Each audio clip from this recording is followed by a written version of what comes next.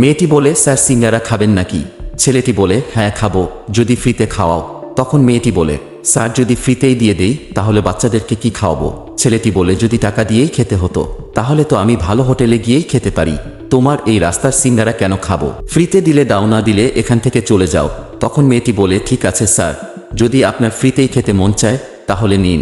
আর তাকে দুটি সিঙ্গারা বের করে দেয়। ছেলেটি বলে, ভালো করে ভেবে দেখো, এর টাকা কিন্তু আমি দেব না।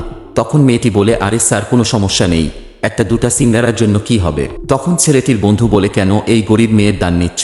ছেলেটি বলে, ফ্রিজ জিনিস খেতে আমার মজা লাগে, তুমি যদি খেতে চাও তাহলে খাও। তখন বন্ধু বলে, আমি খাবো না এই ভিখারির সিঙ্গারা। তখন মেয়েটি মনটা খারাপ করে ওখান থেকে চলে যেতে থাকে। এরপরে যা হলো তা দেখলে আপনাদের চোখ কপালে উঠে যাবে।